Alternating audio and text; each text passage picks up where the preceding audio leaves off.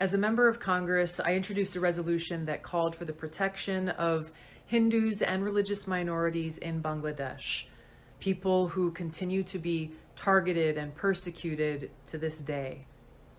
Now, the height of this persecution actually began 50 years ago when the Pakistani army systematically murdered, raped, and drove from their homes millions of Bengali Hindus because of their religion and ethnicity.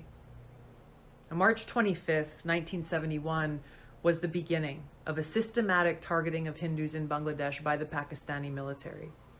It began in Hindu neighborhoods and villages, first at Jagannath Hall, which was a Hindu dormitory in Dhaka University, where 5,000 to 10,000 people were killed on that first night alone. This genocidal campaign continued for 10 months, resulting in 2 to 3 million people killed, hundreds of thousands of women and girls raped, and more than 10 million forced to flee their homes. U.S. Senator Ted Kennedy went to visit the Bangladeshi refugees at that time and said, quote, "Nothing is more clear or more easily documented than the systematic campaign of terror and its genocidal consequences launched by the Pakistan Army on the night of March 25th. Hardest hit have been members of the Hindu community who have been robbed of their lands and shops, systematically slaughtered, and in some places, painted with yellow patches marked H." End of quote.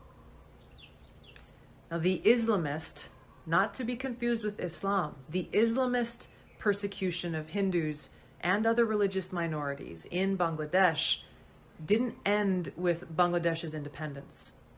That campaign continues to this day with horrific targeted attacks, murders, homes being burned down, and families who continue to be forced to flee. In the early 1900s, Hindus made up roughly 33% of the Bangladesh population. Because of this persistent Islamist campaign targeting Hindus, just 8% of Bangladesh's population are Hindus today. Just a few days ago, in Bangladesh, hundreds of hardline Islamist extremists attacked Hindu temples, destroyed a train, set fire to government buildings, the press club, and public buses, leaving dead and injured behind. Unfortunately, the Islamists' campaign of terror against Hindus, other religious minorities, secularists, atheists, and others in Bangladesh is not unique. It's been going on for centuries. Prior to U.S. regime change wars in Iraq, Libya, and Syria, which either toppled or weakened secular authoritarian leaders who protected religious minorities from Islamist jihadists, there were 1.5 million Christians in Iraq and 2.2 million in Syria. Now there are an estimated 200,000 to 300,000 Christians in Iraq and 450,000 in Syria. Afghanistan was a very multi-religious country which included Hindus, Buddhists, Zoroastrians, and more prior to the Islamist takeover. Today, it is estimated there are around 1,000 Hindus who remain. Religious minorities make up less than 1% of Afghanistan's population.